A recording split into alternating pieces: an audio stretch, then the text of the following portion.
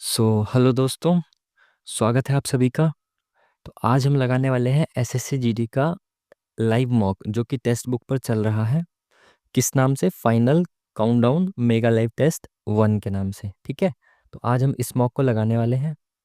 जैसा कि आप सभी लोग जानते हैं और जो लोग नहीं जानते मैं उनको बता देता हूँ कि मैं ये आपके सामने ही लाइव सॉल्व करूँगा टेस्ट को।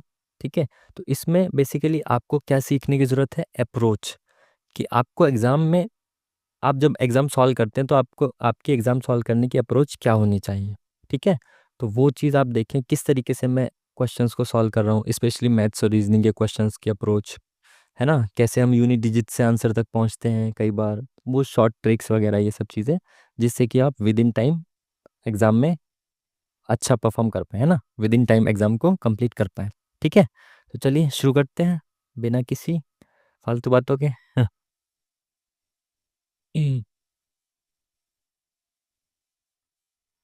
नेक्स्ट, हिंदी। चलिए चलिए रीजनिंग से शुरू करते हैं ना। चलिए 15 L, ये क्या है भाई? एल का मतलब ये है, हर एक अल्फ़ाबेट का कुछ मीनिंग है। ठीक है, तो लिख लो इसको एज इट इज़, और ब्रैकेट को पहले सॉल्व करना होता है तो ब्रैकेट को डायरेक्ट सॉल्व करते हुए चलना है। ठीक है, एल का मतलब हो गया प्लस, एल का अर्थ प्लस है, और जे का अर्थ क्या है? इनटू। तो 9 × 27, ये 27 हो गया। के का अर्थ क्या है? माइनस, तो यहाँ पे माइनस लगा दिया। इस ब्रैकेट को सॉल्व कर दो, जे का अर्थ इनटू है तो 12×2 = 24 हो गया। एल का अर्थ क्या है भाई? प्लस, तो प्लस का निशान लगा दिया। आई का अर्थ क्या है? डिवाइड, तो इसको 9 से डिवाइड करेंगे, क्या आएगा? 9 दूनी 18, 9 एकम 9। एल का अर्थ क्या है? प्लस, तो प्लस लगा दिया। 29 का 29। करिए इसको सॉल्व करिए। इसमें से ये गया 27 में से 24 गया, बचे कितने? 3। 15 और 3 18, और ये कितना हो गया? 30 और 50। 50 और 18 कितने हो गए? 68। Option number D is the correct answer. Next question. In questions की आपकी अप्रोच क्या होनी चाहिए भाई? देखो, शुरू कहाँ से हो रहा है? सी से। खत्म कहाँ पे हो रहा है? पी या फिर एपी पर। तो अब देखो यहाँ पे एपी पर खत्म होता हुआ कुछ दिख रहा है क्या आपको? एपी पर खत्म होता हुआ कुछ दिख रहा है क्या? नहीं दिख रहा, कहीं नहीं दिख रहा। लेकिन सी ए से शुरू हो रहा है, तो मोस्ट प्रोबेबली यहाँ से शुरू हो रहा होगा, ये सी ए से, यहाँ से शुरू हो रहा होगा सी ए से। नहीं नहीं, ये रहा एपी। तो अच्छा अच्छा, यहाँ पे ख़त्म हो रहा है, यहाँ से शुरू हो रहा है। C A A P C A P. देखा आपने मैंने क्या बताया आपको? मैंने कहा शुरू कहाँ से हो रहा है? ये सी से शुरू हो रहा है और ए पी पे ख़त्म हो रहा है। तो आपने देखा यहाँ ए पी है तो यानी ये यहाँ पे ख़त्म हो रहा होगा। सी ए है तो यानी कि यहाँ से ये शुरू हो रहा होगा। यहाँ पे भी सी है तो यहाँ से शुरू हो रहा होगा। यहाँ पे पी है तो यहाँ पे ख़त्म हो रहा होगा। तो इस तरीके से आपने इसको बांट लिया, तो आप देख पा रहे हैं सी ए ए पी। तो पहले ए आएगा, ए पहले सभी ऑप्शन में है, ठीक है। फिर क्या आएगा? सी ए एंड में क्या है? पी। तो ए के बाद पी आएगा, तो ये ऑप्शन नहीं होगा, ये ऑप्शन नहीं होगा, तो पी पी। इसके बाद सी ए ए पी, फिर दोबारा से पी आएगा, इसमें भी पी, इसमें भी। यहाँ पे क्या आएगा? सी। तो लास्ट में सी एक ही ऑप्शन में, ऑप्शन नंबर सी। सी में ही लास्ट में सी है। चलिए नेक्स्ट क्वेश्चन। ये क्या कह रहा है? दर्पण छवि, मिरर इमेज बतानी है जो यहाँ पे बनेगी इसके सामने। तो भाई ये इसके सामने यही बन रही है, बाकी देख लेते हैं और ऑप्शंस में। ये तो टेढ़ा है, ये सीधा है। टेढ़ा तो कोई सा नहीं होना चाहिए, ये उल्टा एज इट इज़ वैसे ही है जैसा इसमें है। तो मिरर इमेज यही बनेगी। Next question.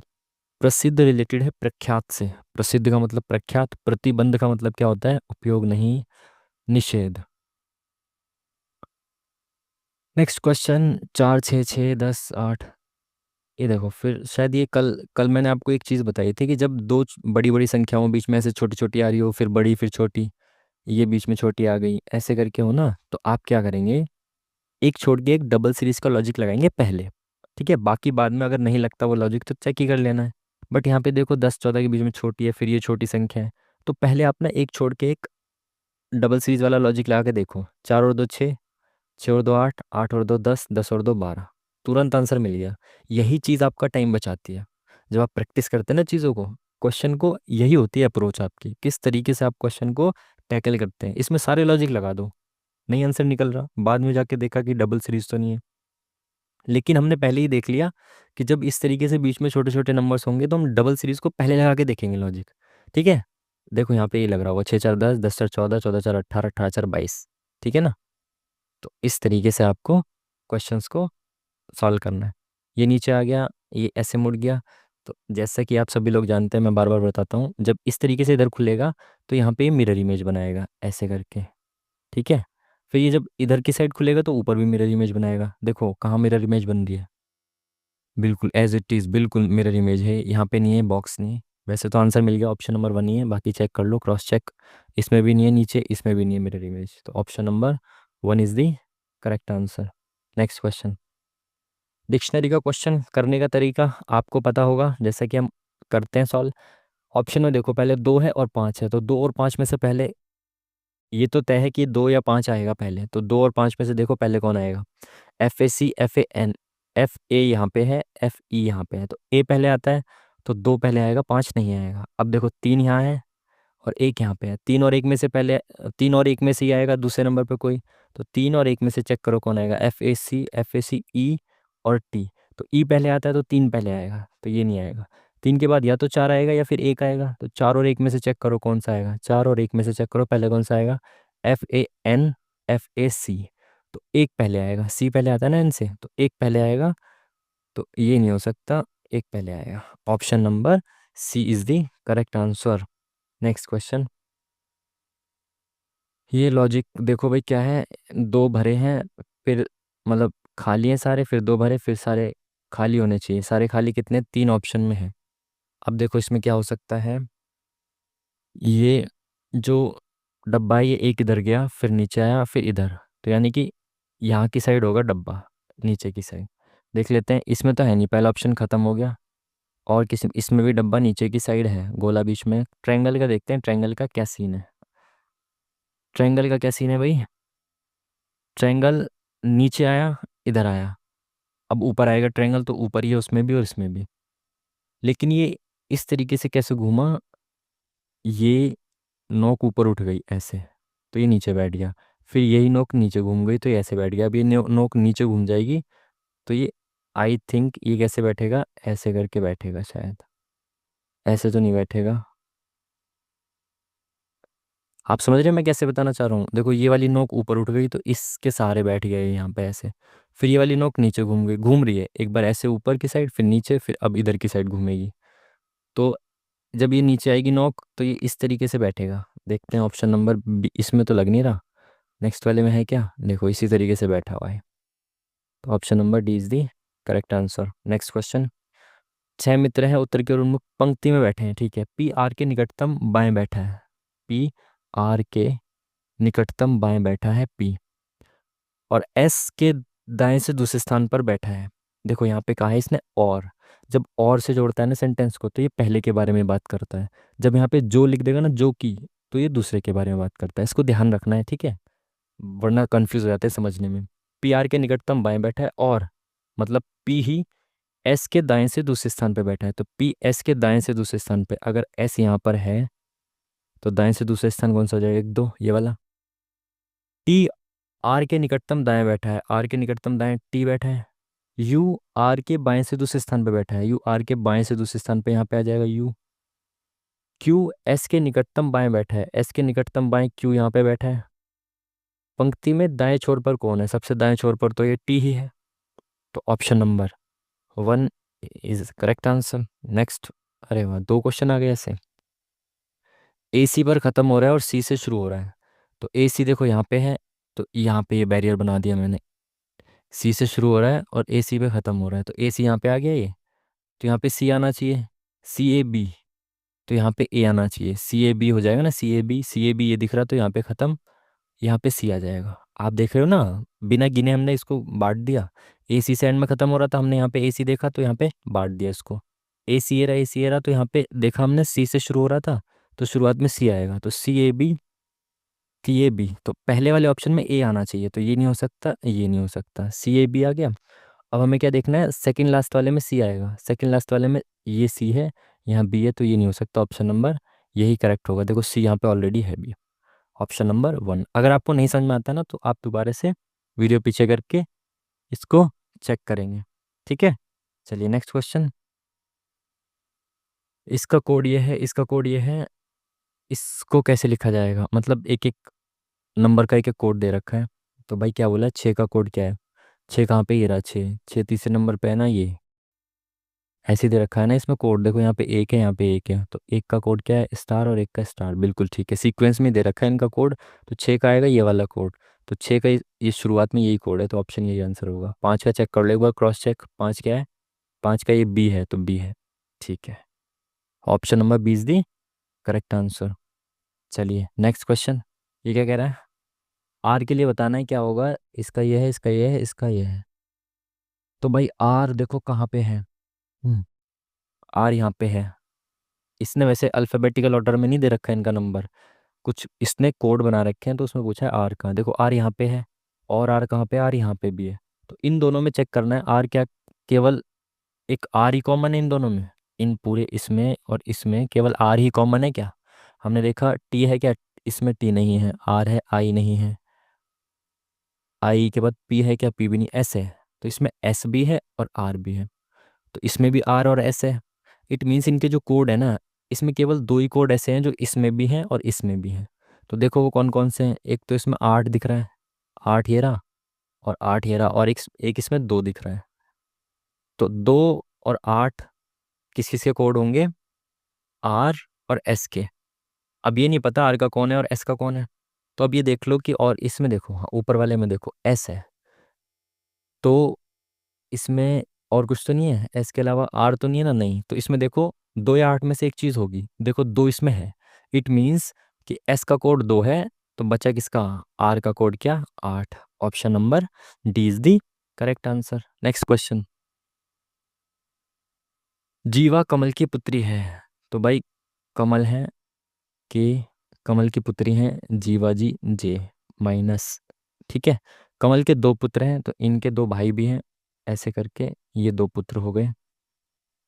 अदा मनविता की पुत्री है जो, देखो यहाँ जो आ गया ना, एग्जैक्टली वही चीज़ आ गई जो मैंने आपको पहले ही समझा दी थी, और मैं पहले भी समझाता रहता हूँ हर मॉक में। जो का मतलब है यहाँ पे सेकंड वाले पर्सन से हो गया अब, वरना आप कंफ्यूज हो जाते हो इस स्टेटमेंट पढ़ के। अदा मानविता की पुत्री है जो कमल के पुत्री की पुत्री है। कमल के पुत्र, ये दोनों पुत्र हैं, इसकी पुत्री कौन है, जो मतलब मनविता। तो मनविता, सॉरी सॉरी सॉरी, अदा मनविता की पुत्री है जो कमल के पुत्र की पुत्री है। मनविता, मनविता कहाँ गया, ये रहा, मनविता, मनविता की पुत्री है अदा, और जो मतलब मनविता कमल के पुत्र की पुत्री है, कमल का पुत्र की पुत्री हो गई ये मनविता, ठीक है। और अदा मनविता की पुत्री है, तो मनविता की पुत्री हो गई अदा, ठीक है। वीनू प्रेम की माता है, वीनू और प्रेम का यहाँ कोई कनेक्शन है नहीं, आगे बढ़ते हैं। प्रेम अशोक का भाई है जो अदा का पिता है, अशोक अदा का पिता है, तो अदा का पिता अशोक। ये हमने यहाँ पे कुछ गलत बना दिया, शायद ये ऊपर आएगा, एक सेकंड दोबारा कर लेते हैं इसको। जीवा कमल की पुत्री है, तो ये कमल हो गए, कमल की पुत्री हो गई जीवा। कमल के 2 पुत्र और हैं, ये पुत्री हैं, तो 2 पुत्र और हैं, तो मतलब इनके 2 भाई और हैं, ये भाई हैं। अदा मनविता की पुत्री है जो कमल के पुत्र की पत्नी है, यहाँ मैं पुत्री समझ रहा था बार बार, ये पत्नी लिखा हुआ है। मनविता की पुत्री है जो मतलब मनविता, मनविता कमल के पुत्र की पत्नी है, कमल के पुत्र की पत्नी मतलब यहाँ पे आएंगी मनविता, मनविता, ठीक है। मैं कह रहा इनके भाई का कनेक्शन नीचे बन रहा था, जबकि हमने यहाँ बनाया हुआ है, तो उस हिसाब से खैर टाइम जाता हुआ। मनविता पत्नी हो गई इनकी, मैं इस पत्नी को पुत्री पढ़ रहा था बार बार। मनविता की पुत्री है मनविता जो कमल के पुत्र की पत्नी है, ठीक है। अब अदा क्या है, मनविता की पुत्री है, तो मनविता की पुत्री हो गई अदा जी।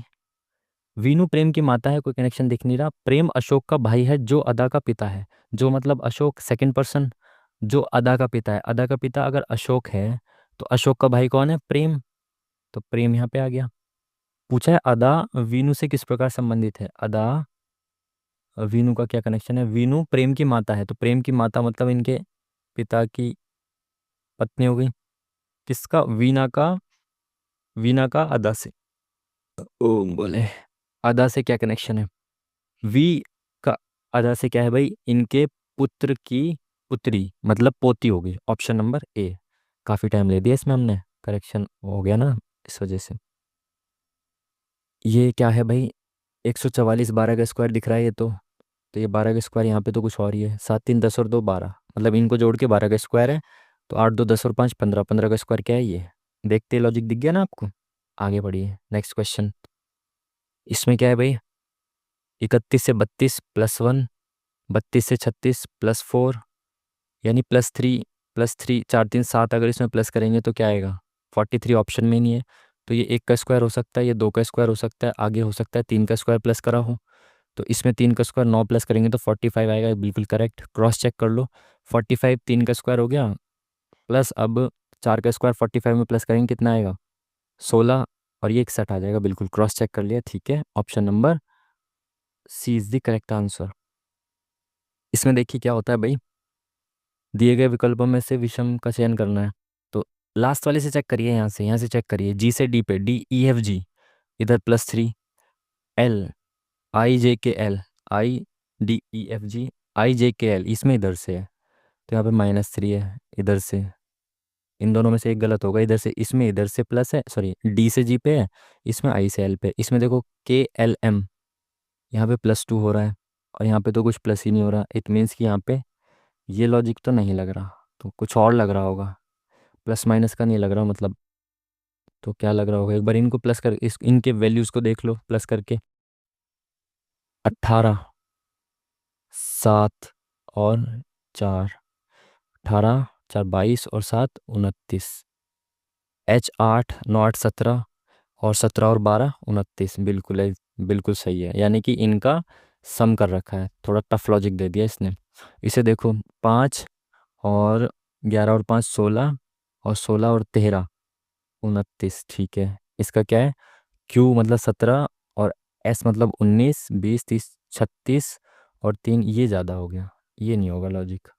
मतलब ये वाला अलग है, बाकी सबको तो सम कर रखा है तो 29 आ रहा है, लेकिन इसका ज़्यादा आ रहा है। Next question.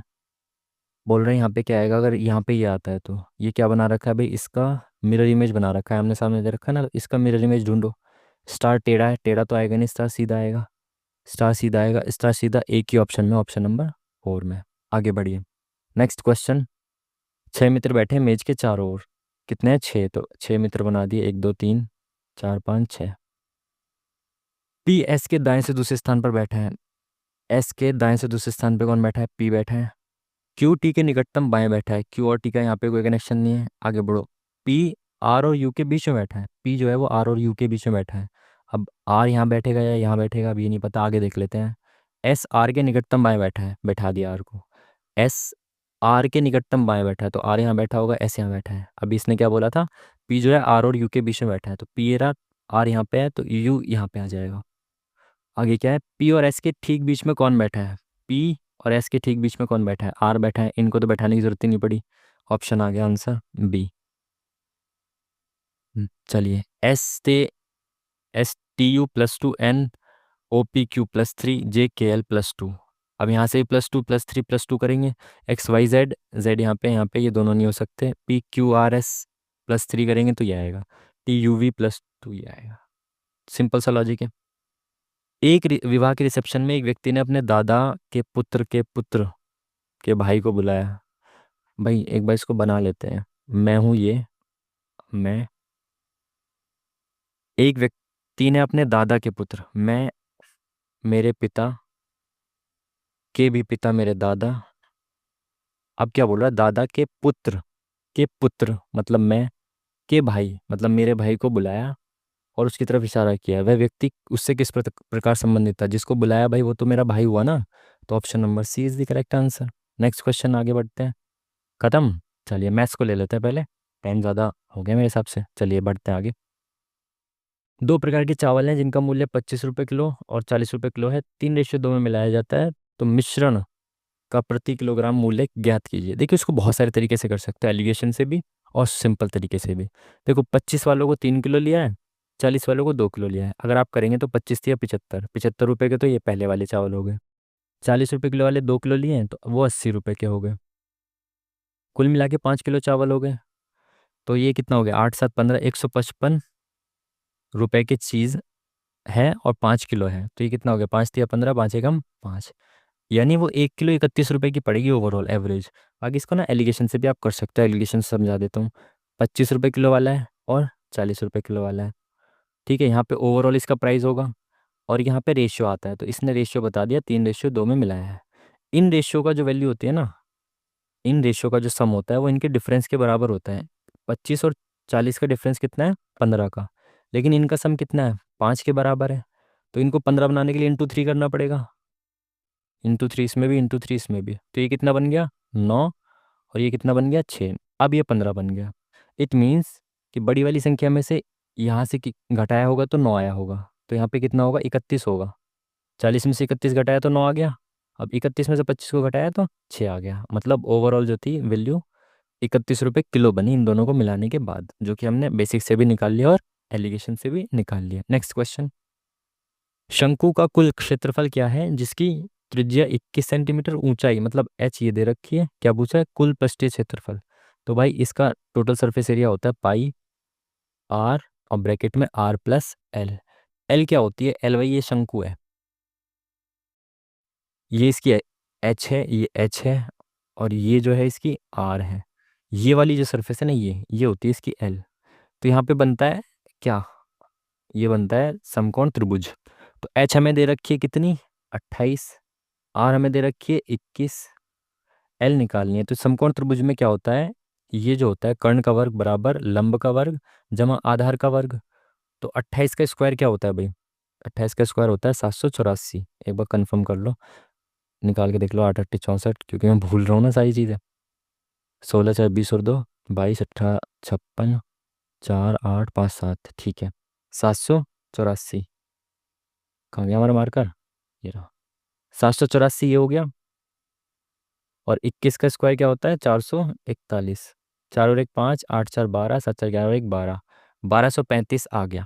आप मेरी बात समझे, मैं दोबारा से समझा देता हूँ कि ये जो आया था हमारा ये शंकु, इसमें हमें आर दे रखा है, एस दे रखा है, एल निकालनी है। तो एल क्या हो गया, कर्ण का वर्ग हो गया ये। और ये कर्ण का वर्ग बराबर होता है लंब का वर्ग जमा आधार का वर्ग। लंब का वर्ग जो कि एच है, इसका क्या निकला था, 784। और इसका आधार मतलब त्रिज्या जो थी उसका वर्ग था 441। 4 और 1 5, 8 4 12, 7 4 11 और 1 12। तो कर्ण का वर्ग जो है ना, मतलब इसका एल का स्क्वायर जो आ गया वो ये आ गया। और ये किसका स्क्वायर होता है, 35 का। याद रखना है, एक बार मैंने आपको मॉक में भी कहा था कि बहुत बार आता है एग्जाम्स में स्क्वायर ये वाला 35 का। तो एल हमारी आ गई 35। चलिए अब निकालते हैं इसको। कुल क्षेत्रफल क्या था, पाई आर और आर प्लस एल। तो भाई पाई तो आ गई हमारी 22, इंटू आर कितनी दे रखी है हमारी 21, ब्रैकेट में आर प्लस एल। आर हमारी 21 है ही ऑलरेडी, और एल कितनी आई हमारी 35। तो भाई 7 से ये खत्म 3 बार, 22 3 66 हो गया। इंटू ये कितना आ गया, 30 40 50 और 1 6 56। 30 2 50 और 6 56। अब देखो इसको पूरा करने की जरूरत है क्या, यहाँ देखो सबका यूनिट डिजिट अलग है, देख रहे हो, काम आसान हो गया। इसका यूनिट डिजिट क्या आएगा, 6 6 36। तो जिसका यूनिट डिजिट 6 है ना वही आंसर है। तो ऑप्शन नंबर 1 आंसर है, पूरा करने की जरूरत ही नहीं है। एग्जाम में भी ऐसे ही होता है, ऑप्शन अलग अलग आते हैं। चलिए, 180 मीटर लंबी एक ट्रेन है जो कि इतने किलोमीटर की एक समान गति से यात्रा करती हुई समान दिशा में, ये इंपॉर्टेंट है याद रखना है, 74 किलोमीटर प्रति घंटा की एक समान गति से यात्रा कर रही दूसरी ट्रेन को 60 सेकंड में पार कर देती है। भाई देखो, अब समान गति वाला समान दिशा वाला है, मतलब ये ट्रेन जा रही है, इसके आगे एक और ट्रेन जा रही है, ये समान दिशाओं में चल रही हैं। तो ये दूसरी वाली ट्रेन को पार कर देगी पहली वाली ट्रेन कितने में, 60 सेकंड में। जब ये समान दिशाओं में चल रहे होते हैं ना, तो इनकी जो स्पीड होती है, रिलेटिव स्पीड, वो माइनस कर दी जाती है ना। जब इस तरीके से आमने सामने चल रहे होंगे तो रिलेटिव स्पीड क्या होती है, जोड़ दी जाती है। लेकिन जब एक ही डायरेक्शन में होते हैं तो रिलेटिव स्पीड माइनस कर दी जाती है, ठीक है। तो हमें पता है कि दोनों कितना डिस्टेंस कवर करेंगे एक दूसरे को पार करने के लिए, अपनी अपनी लंबाई और दूसरी ट्रेन की लंबाई। तो पहली ट्रेन की लंबाई 180 है, दूसरी ट्रेन की लंबाई मैंने टी मान ली, मुझे पता नहीं है, ठीक है। पूछा क्या, दे क्या रखा है, समय 60 सेकंड में पार करती है। तो रिलेटिव स्पीड क्या थी उनकी, 92 इसकी थी, 74 इसकी थी। तो माइनस करेंगे क्या आएगा, 8 1। डकार बहुत आ रही है। तो एक आ गया 18। अब देखो ये ना मीटर में दिया हुआ है 180 मीटर, ये किलोमीटर प्रति घंटा में है ये स्पीड, तो इसको मीटर प्रति सेकंड में बदल लो। तो बड़े से छोटे पे जाना तो 5 ऊपर नीचे 18, 5/18 से मल्टीप्लाई करेंगे तो क्या आ गया 5। तो नीचे 5 रख दिया हमने, बराबर कितना दे रखा है 60। ये हमने नीचे 5 क्यों रखा आप जानते हैं ना, समय बराबर होता है, टाइम बराबर होता है डिस्टेंस अपॉन में स्पीड। डिस्टेंस ये अपनी दोनों की दूरी के बराबर, जितनी उन दोनों की लेंथ है उसके बराबर डिस्टेंस कवर करेंगे, और स्पीड इनकी, ये हमने रिलेटिव स्पीड निकाली है क्योंकि एक डायरेक्शन में समान डायरेक्शन में, तो स्पीड माइनस हो जाएगी, बराबर ये 60 सेकंड में पार करती है। ये इधर चला गया, कितना हो गया 6×5 = 30, 300 हो गया। 180 प्लस टी बराबर 300 है, तो टी की वैल्यू क्या आ गई 120, क्योंकि 180 में 120 जोड़ेंगे जब तो 300 बनेगा। तो option number C is the correct answer. Next question, आगे बढ़ते हैं। 2 वर्ष के लिए 12% वार्षिक दर से साधारण ब्याज, उसी राशि पर 3 वर्ष के लिए 10% वार्षिक दर से साधारण ब्याज से 60 रुपये कम है। मतलब ये कह रहा है एक राशि पर 2 वर्ष के लिए 12% से है सिंपल इंटरेस्ट, और सेम राशि पर 3 वर्ष के लिए 10% से है। मैंने मान लिया मेरे पास 100 रुपये थे जो मैंने ब्याज पे दिए। पहले वर्ष पहले वाले सिनेरियो में क्या है, 2 वर्ष के लिए 12%, मतलब एक वर्ष में 12 आएगा, 2 वर्ष में 24 रुपये आया। सेम राशि पे 3 वर्ष के लिए 10% की रेट से, तो दूसरे सिनेरियो में क्या बनेगा 10 या 30, यहाँ पे 30 रुपये आएंगे। इसने बोला कि जो पहले साल का है ना वो दूसरे से 60 कम है, और जबकि मैंने यहाँ देखा यहाँ पे तो 6 कम है, तो 6 की वैल्यू 60 है, यानी एक की वैल्यू 10 है। तो यानी मैंने माना कितना है 100 रुपये माना है, तो एक की वैल्यू 10 है तो 100 की वैल्यू 1000 हो गई, तो 1000 रुपये उसने दिए होंगे। सिंपल। नेक्स्ट क्वेश्चन, बार बार आता है, बार बार आ रहा है, शायद एग्जाम में बार बार आएगा आपकी। एलसीएम बताना है फ्रैक्शंस का। फ्रैक्शंस का एलसीएम क्या होता है, एलसीएम पूछा है तो ऊपर वालों का एलसीएम नीचे वालों का एचसीएफ। अगर एचसीएफ पूछा है यहाँ पे तो ऊपर वालों का एचसीएफ नीचे वालों का एलसीएम। यहाँ पे एलसीएम पूछा है तो ऊपर वालों का एलसीएम निकालो, क्या होगा 6 4 इसमें नहीं है, 6 दूनी 12, तो ऊपर आएगा 12। तो ये नहीं हो सकता, ये नहीं हो सकता, नीचे क्या आएगा 5 15 और 25 का एचसीएफ हाईएस्ट कॉमन क्या है इसमें 5, तो नीचे आएगा 5। ठीक है जी, इस तरीके से आपको करना है। इसमें क्या बोल रहा है भाई, ये कह रहा है कि ये जो है इसका एक फैक्टर है, गुणनखंड है, तो के का मान बताना है। अगर ये इसका एक फैक्टर है तो इसकी वैल्यू क्या होगी x-2 बराबर 0 होना चाहिए अगर फैक्टर है तो। इस हिसाब से x की वैल्यू क्या आ गई 2 आ गई।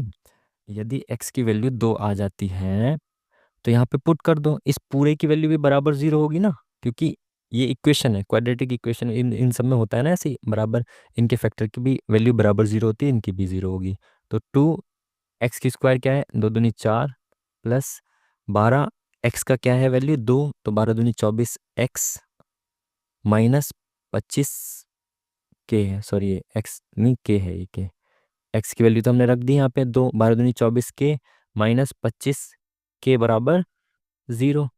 इसमें से क्या माइनस का के बचा, तो माइनस का के इधर जाएगा तो प्लस का के बन जाएगा, यहाँ पे केवल ये बचेगा 4 दूनी 8। तो option number B is the correct answer.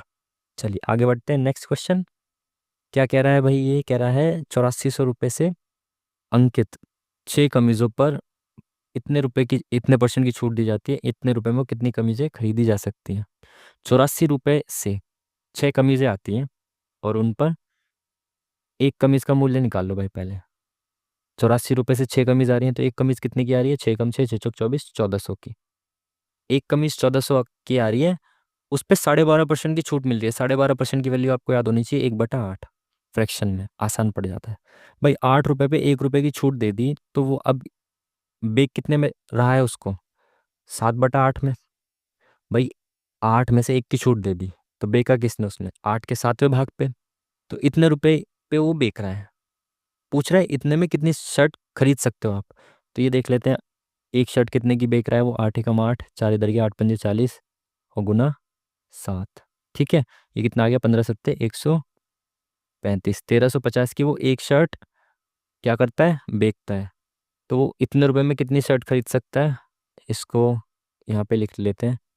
इतने रुपए हैं और एक शर्ट इतने की है, तो 0 से 0 ख़त्म, 15 से कटेगा क्या, 15×3 = 45 कट जाएगा, 15×9 = 135, 15×3 = 45, और ये क्या बचा यहाँ पे, नहीं कट रहा क्या 15 से, 4 बचा ना इधर, 15×2 = 30, नहीं कुछ गलत कर दिया क्या हमने, 8 × 8 = 8 × 5 = 40 फिर गया ये बचा 15 सत्ते 15 निम्मा 135 लिख दिया मैंने। शिट, क्या हो रहा है ये आज। एक की कीमत आई थी 1400, तो बेग कितने में रहता है इसके 7/8 हिस्से में, 8 एकम 8, 8 एकम 8, इधर के 8 पंजे 40, ये तो 15 सत्ते 105। लिखो ही मत इसको, ऐसे ही रहने दो।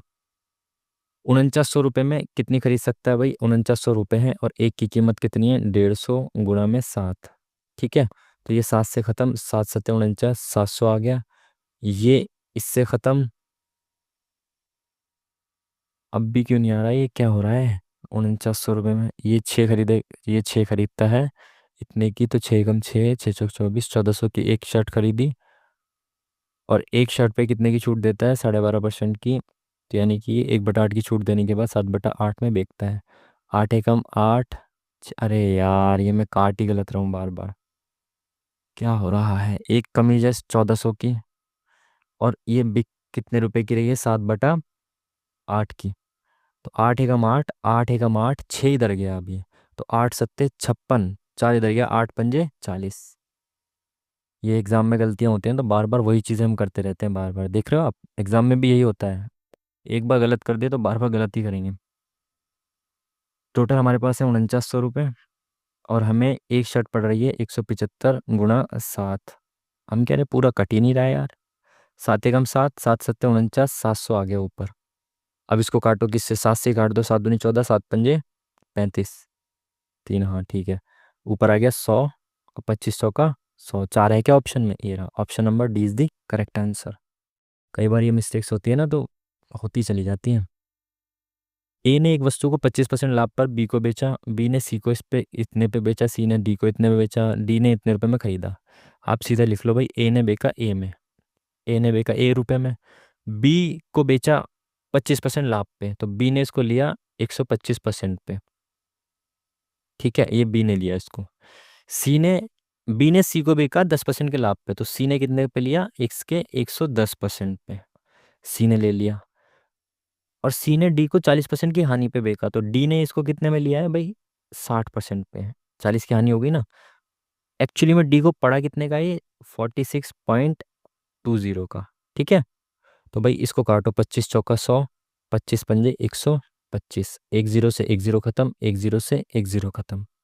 ठीक है जी, और कुछ बच रहा है यहाँ पे काटने के लिए, इसको काट दो, 2 दूनी 4, और यहाँ पे 2 तिया 6। चलिए, अब यहाँ पे बचा कितना, 46.2 है, तो पॉइंट हटा के नीचे एक ज़ीरो लगा देंगे। ठीक है, यहाँ पे कितना बचा, 100 गुना 2, 200 बचा, तो ऊपर चला गया यहाँ पे 200, और यहाँ पे कितना बचा था, 5 तिया 15 और 11, 11 पंजे 55, नीचे बचा 55, और गुना 3। ठीक है, तो यहाँ पे एक ज़ीरो से पहले एक ज़ीरो ख़त्म कर दी। अब क्या किया, 11 से काटो इसको, 11 पंजे 55, 11 चौक 44, 11 दूनी 22। अब इसको 5 से काट दो, 5 चौक 20, 3 से काट दो, 3 एकम 3, इधर गया एक, 3 चौक 12। तो ये क्या आ गया, यहाँ पे ए की वैल्यू आ गई 14 चौका 56। तो ए ने कोई चीज़ 56 रुपये में खरीदी थी। पूछा क्या इसने, ए और बी के लाभों का अंतर, इसको मिटा के फिर लिखते हैं। ए ने खरीदी भाई कोई चीज़ 56 रुपये की, और बी को कितने में की, पूछा गया ए का लाभ और बी के लाभ का अंतर। तो ए को लाभ कितना हुआ था 25% का, तो ए ने बी को बेची थी 25% के लाभ पे, मतलब इसका 1/4 लाभ, यानी 14 रुपये का लाभ हुआ ए को। ठीक है, तो 14 रुपये के लाभ के साथ इसने बी को कितने में बेच दी, 60 और देख 70। बी ने 70 रुपये में चीज़ खरीद ली, और सी को 10% के लाभ पे बेच दी, तो बी को हुआ इसका 10% का लाभ, मतलब 7 रुपये का लाभ। ए को 14 का, बी को 7 का, तो इनका डिफरेंस कितना है, 7 रुपये। Option number D is the correct answer. Next question, A और बी एक कार्य को क्रमशः 8 और 16 दिन में करते हैं, लिख लो डायरेक्ट, 8 और 16 दिन में ए और बी करते हैं। ए और बी से प्रारंभ करके एकांतर दिनों में कार्य करते हैं, मतलब बी करता है फिर ए फिर बी फिर ए, ऐसे करते हैं। इनका एलसीएम लो पहले, तो इनकी एफिशिएंसी निकालो, 16 एकम 16, 8 दूनी 16। ए एक दिन में 2 काम करता है, बी एक दिन में 1 काम करता है। शुरू कौन करेगा, बी, टोटल काम कितना है 16। बी ने शुरू किया, मतलब पहले दिन 1 काम हुआ, फिर दूसरे दिन 2, फिर 1 फिर 2। इस तरीके से ये 3-3 के स्लॉट बनते हुए चले जाएंगे। और 3-3 के स्लॉट कितने बन सकते हैं, 16 काम है तो 3 पंजे 15, 16 काम करना है ना टोटल। तो ये 3 का स्लॉट, फिर 3 का, फिर एक 3 का, फिर एक 3 का, इस तरीके से 15 काम टोटल हो चुका। पहले बी ने किया था, फिर ए ने, फिर बी ने, फिर ए ने, इस तरीके से किया था। तो ए पे काम ख़त्म हुआ जब 15 काम हो चुका है 5 स्लॉट में, यानी कि 2 4 6 8 10 दिन लग चुके हैं। 10 दिन में 15 काम ख़त्म हो चुका है। अब 11वें दिन काम कौन करेगा? बी करेगा। और बचा काम कितना है? एक काम है। तो बी उस काम को कर देगा, क्योंकि एक दिन में बी एक ही काम करता है। तो टोटल 11 दिन में काम ख़त्म हो जाएगा। Option number B is the correct answer. अंकित मूल्य का 1/4 विक्रय मूल्य के 2/3 के बराबर है, छूट बतानी है। सीधा लिख लो इसको। अंकित मूल्य मतलब मार्क प्राइस का 1/4 बराबर, कंफ्यूजन क्रिएट ही नहीं करनी, सीधा लिख लो, सेलिंग प्राइस के 2/3 के बराबर है। ठीक है जी। ये एसपी को इधर लाओ, तो ये एमपी के नीचे एसपी आ जाएगा, एमपी और एसपी का रेशियो आ जाएगा ना। ये 4 उधर चला गया, तो ये कितना हो गया? 8, और नीचे हो गया 3। मार्क प्राइस यदि 8 है तो सेलिंग प्राइस 3 है। 8 रुपये पे कितने रुपए की छूट दी गई? 5 रुपये की। 3 रुपये में बेचा ना, सेलिंग प्राइस तो 3 आया है, मार्क प्राइस 8 है। तो 8 से 3 रुपये में बेचा गया, मतलब 5 रुपये की छूट दी गई 8 रुपये पे। ठीक है। तो ये कितना हो गया? 5/8। 1/8 की वैल्यू होती है 12.5। तो 5/8 की मतलब इंटू 5, तो 12×5 = 60, 5×5 = 25, 62.5 is the correct answer. Next question की तरफ चलेंगे। ए बी का रेशियो है, बी सी का रेशियो, सी डी का ratio, A B C D का रेशियो बताना है। तो भाई इसमें क्या करूँ? देखो, पहला मेथड है चेक करने का इनकी मल्टीपल से। ए का क्या मान है? ए और बी का रेशियो है 2:3। तो भाई देखो, शुरुआत में जो ए है ना, वो 2 का मल्टीपल होना ही चाहिए, क्योंकि ए के रेशियो की वैल्यू यहाँ पे 2 में दे रखी है। तो 2 का मल्टीपल ये तो है नहीं, ऑप्शन नंबर बी तो यहीं ख़त्म हो गया। अब बी जो ए और ए रेशियो बी में बी जो है वो 3 का मल्टीपल होना चाहिए। तो ये 3 का मल्टीपल है, ये भी 3 का है, यहाँ 3 का मल्टीपल बी नहीं है, तो ये भी नहीं होगा। मैं आपको बेसिक से भी बताऊंगा, पहले आपको एडवांस तरीके से बता रहा हूँ। अब क्या है सी, तो बी और सी में देखो, आप सी किसका मल्टीपल होना चाहिए? 7 का। तो सी, ये तो 4 ऑप्शन, इसमें जो 4 है ये 7 का मल्टीपल नहीं है, तो ये नहीं हो सकता, ये 7 का मल्टीपल है। ऑप्शन नंबर सी हो जाएगा आपका करेक्ट आंसर। अब आप बेसिक से कैसे कर सकते हो? ए और बी का रेशियो लिखना है 2 और 3। ए और बी का लिख लिया आपने रेशियो। फिर आप बी और सी का लिखेंगे 6 7, तो बी के नीचे बी और सी के नीचे सी लिखेंगे। अब लिखेंगे सी और डी का 14:3, 14:3। ये आ गया इनका रेशियो। अब जहाँ पे जिसकी जगह खाली है ना, ये 2 जगह खाली है, यहाँ पे 1 जगह खाली है, यहाँ पे 2 है, यहाँ पे 1 है, जिसके बगल में जगह खाली है उसके बगल में उसको ही बिठा दो। यहाँ पे 6 है, यहाँ पे 14 जगह 14 के बगल में जगह खाली है, तो 14 को बैठा दिया, यहाँ पे 7। अब इन सब की मल्टीप्लाई करना, जो आएगा यहाँ पे वो ए के रेशियो की वैल्यू, ये इन तीनों की मल्टीप्लाई करना, फिर जो आएगा वो बी के रेशियो की वैल्यू, फिर उनको काट देना है। ठीक है, शॉर्टेस्ट वे, जो शॉर्टेस्ट फॉर्म आएगी वो ये आएगी। बाकी मैंने आपको एडवांस तरीका भी बता दिया, आप सीधा ऑप्शन से चेक करो ना। उस तरीके से करना चाहते हो तो उस तरीके से भी कर सकते हो, खत्म बात। और क्या बोल रहा है ये सवाल? P1 P2 P3 3 छात्र हैं। P1 को P2 से इतने प्रतिशत कम अंक मिले हैं। P1 को P2 से इतने प्रतिशत कम अंक मिले हैं, तो अगर P2 को इतने मिले होते हैं तो P1 को इतने कम मिले हैं, मतलब इसको 37.5% मिले हैं। ठीक है।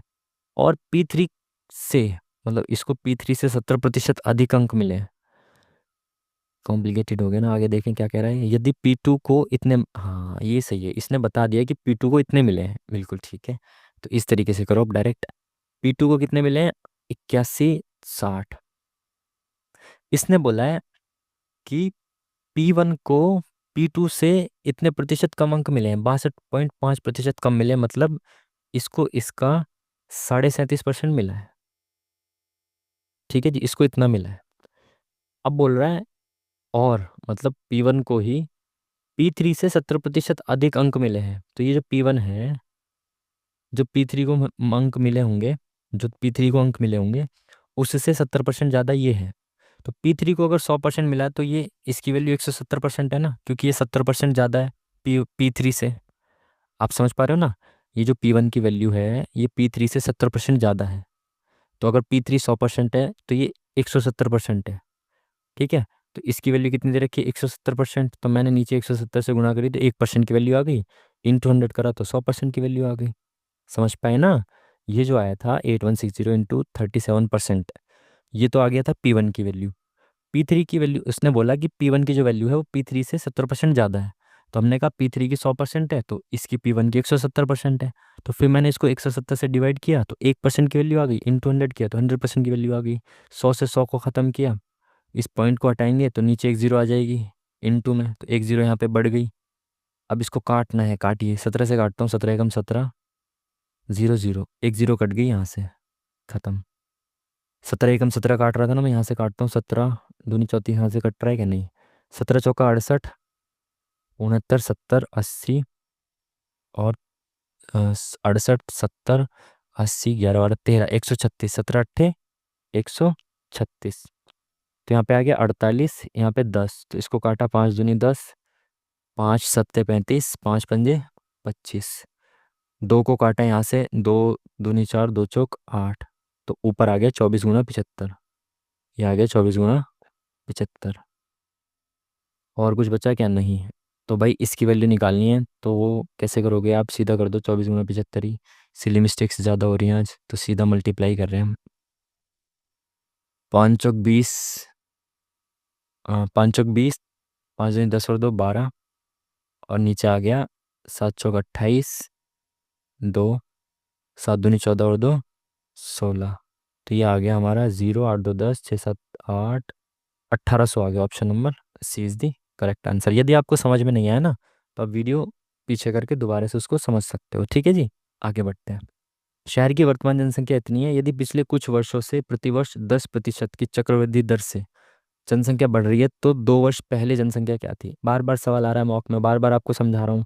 आप बेसिक किस तरीके से कर सकते हैं कि भाई 2 साल पहले मान लो एक्स थी, फिर अगले साल 10% बढ़ी तो मतलब 110% हो गई, फिर दूसरे साल 10% बढ़ी फिर 110% हो गई, दोनों साल के बढ़ने के बाद जनसंख्या कितनी हो गई, इतनी हो गई। फिर आपको कटपिट करनी है, आप सीधा करो ना, इस तरीके से भी कर सकते हो। दूसरा तरीका ये है कि हर साल जनसंख्या 10% की रेट से बढ़ती है। अगर पहले साल जनसंख्या 10 थी तो फिर 11 हो गई 10 से, दूसरी साल भी 10 से 11 हो गई, कुल मिला के 2 साल बाद 100 से 121 हो गई। मल्टीप्लाई कर दिया ना, तो 100 से 121 हो गई। जनसंख्या पहले 100 थी 2 साल पहले, अब 121 हो गई। इन्होंने बोला है कि अब कितनी हो गई, इतनी हो चुकी है।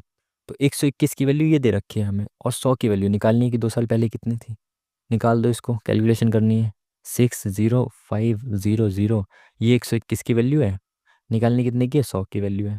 काटो, 11 एकम 11, 11 एकम 11, 11 पंजे 55, 11 पंजे 55, 0 0, 11 एकम 11, 11 पंजे 55, 2 0 0, 4 जीरो आएंगे 5 के बाद। Option number D is the correct answer. दोनों तरीकों में से किसी भी तरीके से आप कर सकते हो। इसको देखो भाई, क्या है, बोर्ड मास के रूल के अकॉर्डिंग आपको पता है पहले ब्रैकेट सॉल्व होता है, उसके बाद ऑफ मतलब का सॉल्व होता है, ठीक है। डिवाइड से पहले आपको का करना पड़ेगा सॉल्व, का मतलब होता है इनटू, लेकिन पहले आपको डिवाइड से पहले इनटू ही करनी पड़ेगी यदि का लिखा है, ऑफ लिखा है तो, ठीक है जी। चलिए आगे बढ़ते हैं। 9 - 4 डिवाइडेड बाय 8 नहीं, पहले इनको मल्टीप्लाई करना पड़ेगा, पहले ऑफ सॉल्व करते हैं। तो 9 - 4, इनको 8 दिया 24, 4 के डिवाइडेड में 24, प्लस 5 × 1/5 करेंगे तो 5 से 5 कैंसिल, ये बच गया 5।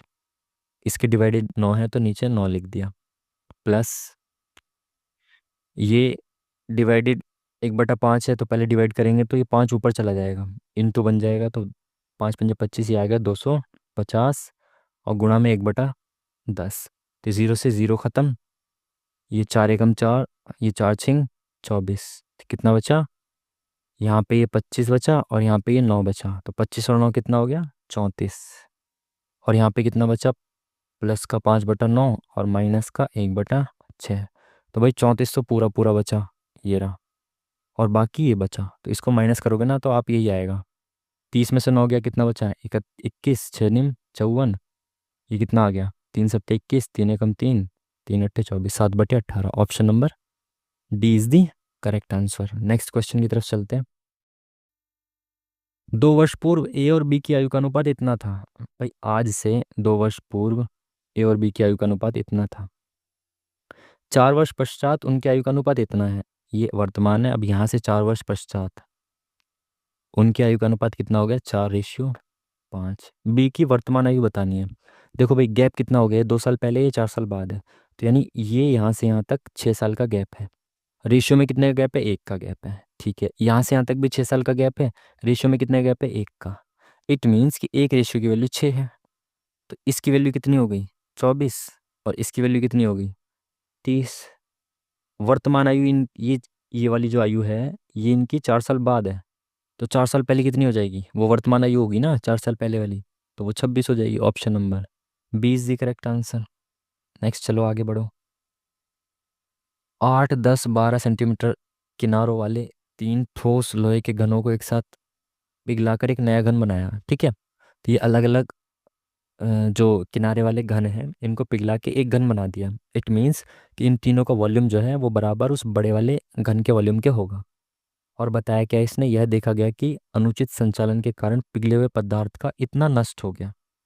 यानी कि जो नया घन बनेगा इन तीनों से, इन तीनों का वॉल्यूम बराबर उस बड़े घन के वॉल्यूम के बराबर होना चाहिए, लेकिन उसके वॉल्यूम से इतना नष्ट हो गया। तो जो भी वॉल्यूम आएगा उसमें से इसको घटा देंगे।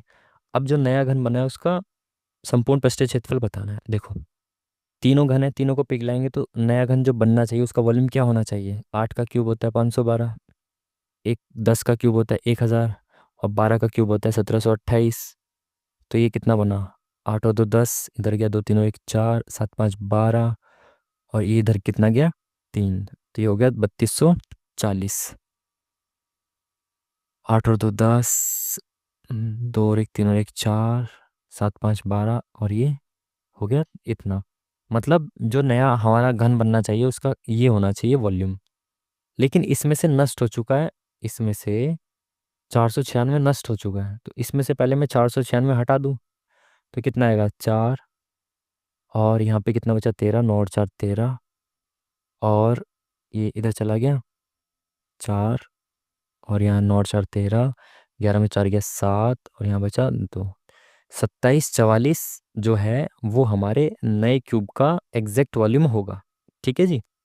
अब क्या बोला है, नए क्यूब के हमें क्या निकालना है, संपूर्ण पृष्ठीय क्षेत्रफल। ये उसका वॉल्यूम है, मतलब ए की क्यूब बराबर ये आ गया हमारा। तो ये क्यूब है, अब ये किसका क्यूब है ये देखना है हमें, तभी तो ए की वैल्यू आएगी 2744। उसको देखते हैं अब 2744 को। 2744 काटो इसको भाई, किससे काटोगे, 4 से काटो डायरेक्ट। 4 छिंग 24, 3 इधर गया, 4 अट्ठे 32, 4 छिक 24। इसको किससे काटोगे, 2 से काट दो यार, 2 तिया 6, 2 चौकाट 2 तिया 6 आ गया। ये किसका क्यूब है, 7 का। यहाँ पे कितना है, 4 दूनी 8, ये किसका क्यूब है, 2 का। तो वो टोटल ये जो है किसका क्यूब हो गया, 7 दूनी 14 का। ठीक है, ये 7 दूनी 14 का क्यूब है, तो ए आ गई हमारी 14। संपूर्ण पृष्ठीय क्षेत्रफल क्या होता है, 6a²। तो 6 × a² क्या हो गया, 14 × 14। अब देखो इनका यूनिट डिजिट अलग अलग है क्या, 1 6 7 5 बिल्कुल अलग है। आप यूनिट डिजिट से आंसर निकालिए। 4 चौक 16, 6 छिक 36, तो 6 किसका है यूनिट डिजिट, केवल ऑप्शन नंबर बी का। इस तरीके से आप यूनिट डिजिट से आंसर निकाल सकते हैं। ये पिछले मॉक में भी आया था, मैंने आपको तरीके दोनों बताए थे, फिर से बता रहा हूँ। जब इस तरीके से मध्यानुपाती या तृतीयानुपाती होता है ना, तो ए बी सी होता है। ये मध्यानुपाती है, ये तृतीय है सी। इसका फॉर्मूला होता है B² बराबर ए सी, A × C। ठीक है, बेसिक से भी मैंने आपको बताया था पिछली वीडियो में, बेसिक से भी कर सकते हो अगर फॉर्मूला याद नहीं रहता। बाकी फॉर्मूला याद कर लोगे तो ठीक है। तो बी हमसे पूछा है, मध्यानुपाती बी है, बी पूछा है, तो बी का स्क्वायर बराबर A × C हो जाएगा, 64 × 144। ये बी का स्क्वायर है, तो स्क्वायर हटा के यहाँ रूट लगा दिया, तो 64 बाहर आया 8 से, 44 बाहर आया 12 से, 12 अट्ठे 96। Option number D is the correct answer. Next चलते हैं, 18वां क्वेश्चन क्या कह रहा है भाई। 5 किलोमीटर की गति से चल रही है, स्थिर जल में 5 किलोमीटर की गति से चल रही है, मतलब x बराबर 5 दे रखा है। यदि नदी में धारा के अनुकूल 90 किलोमीटर की यात्रा करती है और वापस लौटती है। एक बार धारा के अनुकूल जाती है मतलब डाउनस्ट्रीम जाती है, और फिर वापस आएगी तो अपस्ट्रीम आएगी। कुल मिला के 100 घंटे लगते हैं। नदी के प्रवाह की धारा y की वैल्यू बतानी है। सेम क्वेश्चन पहले भी हम किसी मॉक में कर चुके हैं। इसने कहा एक बार डाउनस्ट्रीम जाती है, एक बार अपस्ट्रीम जाती है, कुल मिला के 100 घंटे का लगता है टाइम। डाउनस्ट्रीम क्या होती है भाई, टोटल दूरी कितनी कर रही थे, 90। ये स्पीड होती है डाउनस्ट्रीम, स्पीड बराबर होती है टोटल डिस्टेंस अपॉन में स्पीड, सॉरी ये डी जो है स्पीड होती है। हमें समय दे रखा है डाउनस्ट्रीम प्लस अपस्ट्रीम का, तो समय बराबर क्या होता है, टोटल डिस्टेंस अपॉन में स्पीड। तो डाउनस्ट्रीम का समय कैसे निकालेंगे, डाउनस्ट्रीम का टोटल दूरी कितनी है 90 की, अपॉन में डाउनस्ट्रीम की स्पीड क्या होगी डाउन स्ट्रीम में दोनों चीज़ें जुड़ जाती हैं, एक्स प्लस वाई हो जाता है। तो एक्स प्लस वाई कितना है, 5 + वाई, प्लस सेम डिस्टेंस से वापस आता है, लेकिन वो अपस्ट्रीम से वापस आता है। तो अपस्ट्रीम में क्या होता है, माइनस हो जाता है, तो 5 - वाई बराबर, कुल मिला के उसको 100 घंटे लगते हैं। ठीक है, वाई की वैल्यू पूछी है तो सीधा अपना ऑप्शन से पुट करके रखना शुरू कर दो। 3 को पुट करोगे यहाँ पे तो ये 8 बन जाएगा, लेकिन 8 से 90 पूरा नहीं कटेगा, तो 3 तो नहीं होना चाहिए। 3.5 पॉइंट में अभी नहीं रखूंगा इसको, पहले ये वाले ऑप्शंस रख लेता हूँ, पॉइंट में खामा खा कैलकुलेशन में टाइम लगे। 2 को यहाँ रखूंगा तो 7, 7 से भी 90 पूरा नहीं कटेगा। 4 को यहाँ रखूंगा तो 9 बन जाएगा, 9 से 90 कट गया 10 बार में। यहाँ पे 4 रखूंगा तो 1 बचेगा, यहाँ पे आएगा 90, तो 90 और 10 100, आगे आंसर ऑप्शन नंबर 4 को पुट करने के बाद। ठीक है, इस तरीके से आप जल्दी क्वेश्चंस को सॉल्व कर सकते हैं। क्या बोल रहा है इसमें, 3a बराबर ये है, a/b का मतलब बताने क्या होता है भाई। देखो 3a + 4b बराबर ये, तो इसको इधर ले जाओ, इसको इधर ले जाओ, ये इंटू में इधर आ जाएगा, ये वाला इसके नीचे आ जाएगा, तो ये 3a - 4b हो जाएगा। बस हो गया सवाल, यही हो गया सवाल। ये वाला जो है ये नीचे आ जाएगा इसके, और ये वाला ऊपर चला जाएगा, है ना, क्रॉस करेंगे तो भाई यहाँ पे क्या बचा, ऊपर चला गया 3c + 4d अपॉन में 3c - 4d। सेम चीज़ ऊपर है 3a 4b, और सेम चीज़ नीचे है, लेकिन प्लस माइनस का गैप है, तो इसमें क्या करते हैं, शुरुआत वाला और एंड वाला लिया, a/b। कंपाउंड और डिविडेंडो का आपका ये रूल वूल लगता है, इसको बस आप ट्रिक की तरह याद रखना है। ठीक है, ये क्वेश्चन पहले शायद देखा हुआ है मेरा। तो a/b बराबर हो जाएगा इसका भी पहला और इसका भी नीचे वाले का दूसरा, तो c/d। तो a क्या पूछा, a/b बराबर क्या होगा, c/d, ऑप्शन नंबर ए। याद रखना इसको, ठीक है, इस तरीके को। अब क्या है भाई, 3 फर्नीचर वस्तुओं की औसत कीमत इतनी है, यदि इनकी कीमतों का अनुपात सबसे महंगी वस्तु यानी 7 की बतानी है। टोटल रेशियो कितना है, 7 5 12 और 3 15। एवरेज दे रखी है, एवरेज ये है, तो 15 रेशियो का एवरेज निकाल लो पहले, तो ये आ गया 3। तो 3 की वैल्यू ये दे रखी है, निकालने किसकी, 7 की वैल्यू। तो 15 8 5 5, ये 3 रेशियो की वैल्यू है, निकालने कितने की, 7 की वैल्यू, तो इसको काट दो 3 से। 3 पंजे 15, 3 दूनी 6, 3 अट्ठे 24, 3 पंजे 15। एंड में कितना आएगा, यही है ना, 7 5 12 और 3 15, तीन वस्तुओं का 15। अरे यार 3 से डिवाइड करना है ना इसको, मैं कह रहा 7 से जब इसको मल्टीप्लाई करेंगे तो 35,000 से ज़्यादा आना चाहिए। 35,000 तो एक भी नहीं है ऑप्शन में, गलत कर दी ना कैलकुलेशन में, बहुत मिस्टेक हो रही है कैलकुलेशन में जल्दी के चक्कर में। ये कितना है, टोटल मिला के 15 है, इनका एवरेज कितना आ जाएगा, 3 से डिवाइड करेंगे 5, तो 5 की वैल्यू ये दे रखी है, एवरेज दे रखा है, तो इसको 5 से डिवाइड करिए, कितना आएगा, 5 दिया 15, 5 एकम 5, इधर गया 5 सत्ते 35, 5 एकम 5, ये एक रेशियो की वैल्यू आ गई। सबसे महंगी वस्तु क्या है, 7 रेशियो वाली, तो 7 की वैल्यू बतानी है, तो 7 × 21, एंड में 7 किसके है, इसके है, तो ऑप्शन नंबर सी ही करेक्ट होगा। यूनिट डिजिट से भी इसको करेंगे, आगे बढ़ेंगे अब जल्दी से। किसको लें अब भाई, अब लेते हैं जीके को। पैसे के बारे में निम्नलिखित कथनों को पढ़ें। पैसा खाते की एक सुविधाजनक इकाई के रूप में कार्य करता है, बिल्कुल करता है। ये तो आई थिंक आया हुआ है शायद आपका, ये मैं अभी पीवाईक्यू की सीरीज कर रहा था ना आपके, तो शायद 2024 वाले में ही आया है आई थिंक, क्योंकि मैंने पढ़ा था ये, शायद रिसेंटली पढ़ा था। पैसा खाते की एक सुविधा, और इसका शायद दोनों सही है, मुझे आंसर भी याद है। आगे बढ़ते हैं, पैसा खाते की सुविधाजनक इकाई के रूप में कार्य करता है, बिल्कुल सही बात है। सभी वस्तुओं और सेवाओं का मूल्य मौद्रिक इकाइयों में व्यक्त किया जा सकता है, बिल्कुल किया जा सकता है सभी का। हर चीज़ का वैल्यू अलग अलग होती है ना, पैसे में कोई 10 रुपए की, कोई 15 रुपए की, ऐसे। मौलिक कर्तव्य की कौन सी उपधारा स्वतंत्रता के लिए हमारे राष्ट्रीय संघर्ष को प्रेरित करने वाले महान आदर्शों को संजोने के कर्तव्य के बारे में बतानी है। ये कौन सा वाला मौलिक कर्तव्य है जो स्वतंत्रता के लिए राष्ट्रीय संघर्ष को प्रेरित करने वाले महान आदर्शों के बारे में बताता है। शुरुआत वाला राष्ट्रगीत राष्ट्रगान है, और सेकंड नंबर का है शायद ये महान आदर्शों को संजोने वाला, हाँ ये बी नंबर का है। इशू प्राइज, इशू प्राइज क्या होता है भाई, इशू प्राइस होता है जो शेयर वगैरह खरीदते हैं ना, शायद उसका प्राइस होता है ये। तो शेयर बाजार है क्या कहीं, नहीं, वह कीमत जो बाजार मूल्य वह बाजार भाव से कम कीमत, ये होगा, क्योंकि जो शेयर प्राइस होता है ना, ये पहले ही पब्लिक में जाने से पहले ही जो इसका प्राइस होता है शेयर्स का, वो मार्केट में जब जाता है ना वो ज़्यादा हो जाता है। तो ये जो इशू प्राइस होता है, ये शेयर का मार्केट में जाने से पहले का प्राइस होता है, जो कि मार्केट से कम होता है। हालदा महोत्सव, हालदा होता है से हालदा, है से हिमाचल प्रदेश, ये मैंने रट्टा मारा था। आपको भी रट्टा मान लेना, अब से हालदा मतलब हिमाचल प्रदेश। डैश ने अगस्त 2021 में इतने इस स्टेडियम नई दिल्ली में एक कार्यक्रम में फिट इंडिया मोबाइल ऐप 2021 में लॉन्च किया था। अभी हमें पता नहीं किसने किया, बट क्योंकि स्टेडियम में फिट इंडिया ऐप है तो भाई ये शायद अनुराग ठाकुर ने किया होगा, मुझे पता नहीं है, तुक्का मारते हैं, क्योंकि अनुराग ठाकुर जो खेल मंत्री वगैरह थे, मुझे पता नहीं है, ठीक है, याद रखना। फोटोग्राफी में उलिज्जर बरखा बिल्कुल नहीं बताइए तो।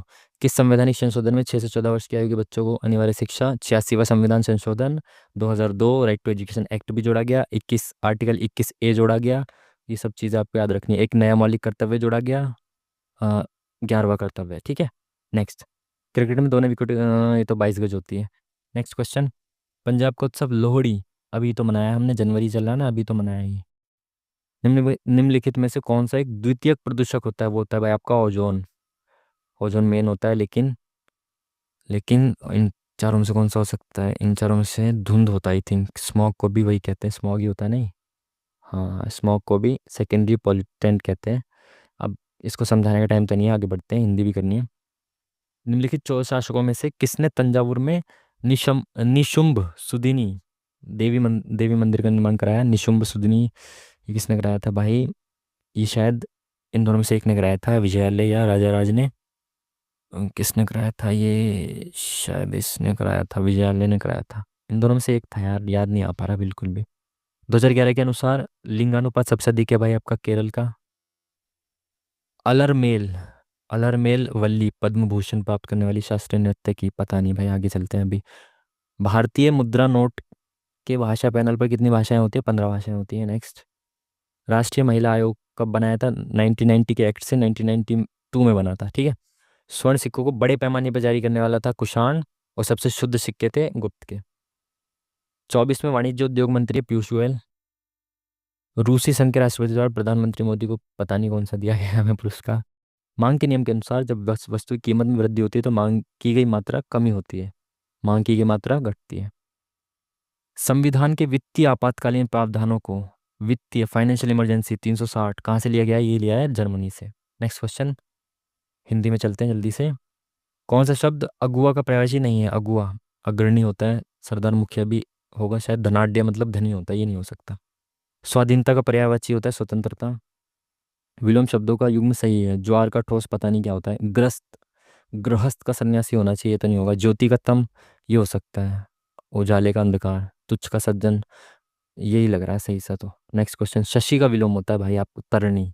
तरणी का मतलब होता है सूर्य, ये मैंने ऑलरेडी पढ़ा हुआ था, शायद ये डी++ भी में आया था किसी एग्जाम में मेरे।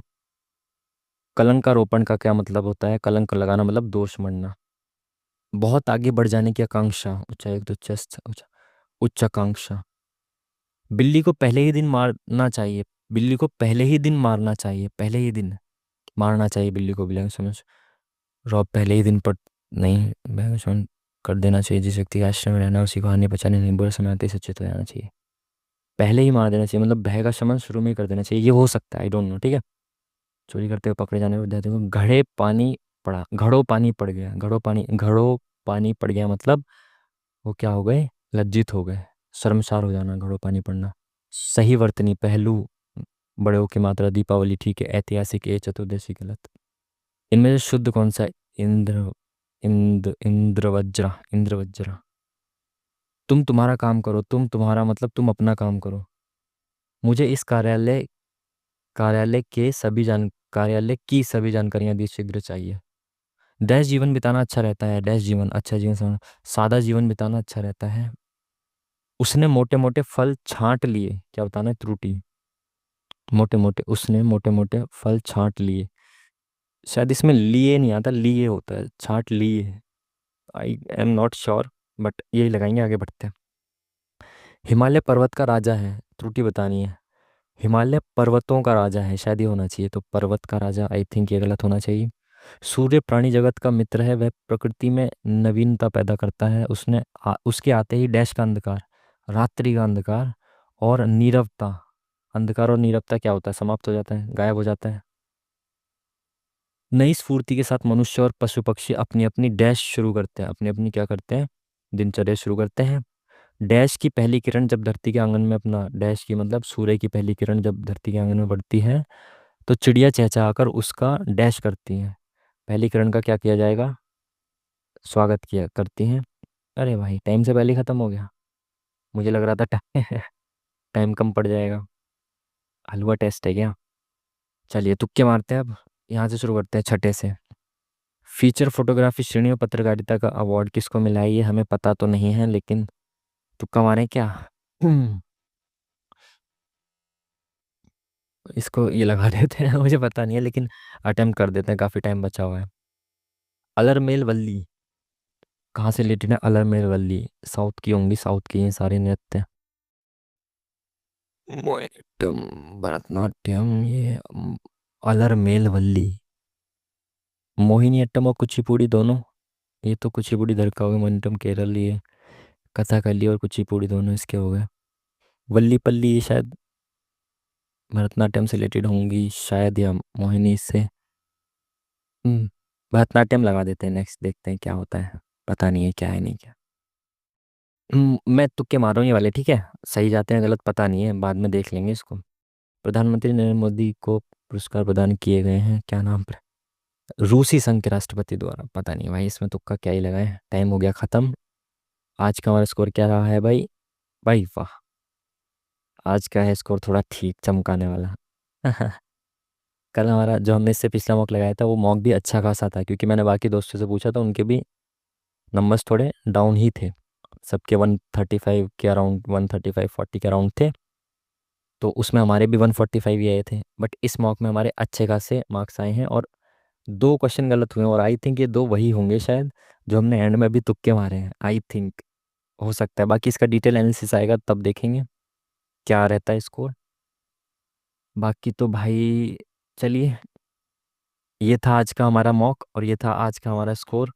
बाकी हाँ, कुछ बच्चों का ना, ये पता नहीं, कुछ में एक दो बच्चे कमेंट कर रहे थे कि वो पॉज हो जाता है, टाइम रुक जाता है। तो भाई ये जो मैं सॉफ्टवेयर यूज़ कर रहा हूँ ना, ये जो सॉफ्टवेयर इसमें स्क्रीन रिकॉर्डिंग के लिए चल रहा है, आप देख रहे हैं ना स्क्रीन रिकॉर्ड हो रही है। तो ये स्क्रीन रिकॉर्डिंग के वक्त जब मैं मार्कर लाता हूँ ना, मार्कर, ये मार्कर चलाने के लिए लाता हूँ, तो वो स्क्रीन पॉज हो जाती है। तो ये स्क्रीन पॉज होने के बाद ना, जो इस पर टाइम लिखा हुआ आ रहा होता है यहाँ पे साइड में, आपने देखा होगा, तो वो वहीं के वहीं पॉज हो जाता है। लेकिन जब वो स्क्रीन मैं हटाता हूँ ना, मार्कर जैसे ही मैं हटाता हूँ, मैंने मार्कर हटाया, तो वो वैसे के वैसे ही पीछे जो बैकग्राउंड में टाइम चल रहा होता है ना, तो वो वहीं से शुरू हो जाता है। ठीक है? तो इसका मतलब ये नहीं है कि मैं टाइम रोक के सॉल्व कर रहा हूँ। वैसे भी वीडियो 1 घंटे की होती है, तो 1 घंटे में तो ऑलरेडी मैं पूरा कवर कर ही देता हूँ ना सारा, तो फिर मैं रोक के करूँगा ही क्यों? मेरे को इतने झंझट करने से क्या ही फ़ायदा है, क्या मिलेगा? ठीक है? मेरा मेन मोटिव ये रहता है कि मैंने देखा है ना जीडी वाले बच्चों को और बाकी सबको भी, क्वेश्चंस को करने का तरीका जो होता है ना, अप्रोच जो होती है वो अलग होती है बच्चों की। वो ये नहीं समझते कि यूनिट डिजिट से भी क्वेश्चन के आंसर निकल सकते हैं, छोटे छोटे रेशियो में आप डायरेक्ट भी ऑप्शन से भी आंसर निकाल सकते हैं। इन सब अप्रोच को आपको सिखाना ही मेरा मेन मोटिव रहता है। ठीक है? तो अब इसमें मैं ये करूँ वो करूँ, जितने नंबर आते हैं वो तो आते ही हैं, सामने आपके रहते हैं। 145 आते हैं, वो भी सामने है, ये भी आपके सामने है। ठीक है? खैर, तो वो इसलिए रहता है क्योंकि ये जो सॉफ्टवेयर ये यूज़ करता हूँ ना, नकली सम, तो जब मैं इसको मार्कर को लाता हूँ ना, ये मार्कर चलाने के लिए, तो ये टाइम रुक जाता है। टाइम नहीं रुकता, ये स्क्रीन पॉज हो जाती है। अब ये स्क्रीन बैकग्राउंड जो है ना स्क्रीन का, ये पॉज हो चुका है। अब मैं इस पर कुछ भी लिख सकता हूँ, टाइप ये ऐसे करके लिख सकता हूँ नकली। ठीक है? तो अब जैसे ही मैं स्क्रीन को हटाऊंगा ना, टाइम को मतलब इस मार्कर को हटाऊंगा, वो टाइम जो बैकग्राउंड में ऑलरेडी चल रहा है, ये बैकग्राउंड में टाइम चल रहा है ऑलरेडी, जैसे नीचे देखो यहाँ पे टाइम चल रहा है। अभी मैं थोड़ी देर बाद इसको हटाऊंगा ना, तो जो टाइम हो रहा होगा वो वापस वही दिखने लगेगा। जैसे ही मार्कर हटेगा ना, तो टाइम जो हो रहा होगा एक्चुअली में वही दिखने लगेगा। ठीक है? तो ये मैं रोकता नहीं हूँ, ये सॉफ्टवेयर की वजह से स्क्रीन पॉज हो जाती है, जिसकी वजह से वो टाइम रुका हुआ दिखता है। बाकी आप वीडियो को देखो ध्यान से, जैसे ही वो मार्कर हटता है ना, तो टाइम बहुत आगे बढ़ जाता है एकदम से, क्योंकि बैकग्राउंड में ऑलरेडी चल रहा होता है वो टाइम। ठीक है? तो बाकी तो आपको जो समझना है वो आप समझ सकते हैं। खैर, तो ये देखो अभी ये टाइम कितना हो रहा है, इसमें 3:56 हो रहा है ना, अभी देखो मार्कर हटेगा, 3:57 हो गया। दिख रहे हो? खैर, चलिए, तो ये रहा हमारा आज का स्कोर और ये था हमारा आज का मॉक। आप भी मॉक लगाते रहिए डेली, अब तो एग्ज़ाम आपका बहुत नज़दीक है। मैं भी कोशिश करूँगा कि डेली मॉक टेस्ट कैसे सॉल्यूशन ला सकूँ। बाकी मेहनत करते रहिए। और यदि आपने वीडियो को ये पूरा देखा, सॉल्यूशन देखा है, तो उसके लिए आपका बहुत बहुत शुक्रिया। Thank you very much. तब तक के लिए मिलते हैं नेक्स्ट वीडियो में। नमस्कार।